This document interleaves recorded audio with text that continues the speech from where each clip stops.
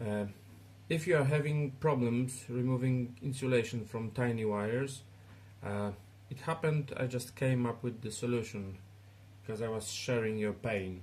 Basically, without any special tools except your iron, you can remove this insulation with no problem. So what you're doing is you heat the insulation a bit, basically burning it, and then when it's weakened you just remove it from the wire. Nice and easy solution without any special tools. Sometimes you might have to burn it a few times, but the result is quite satisfying. As I said, you don't need anything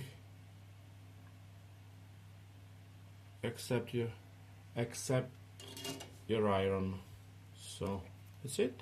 See, this is USB cable. Used to give me a lot of headaches when removing the insulation. Now it's just walk in the park.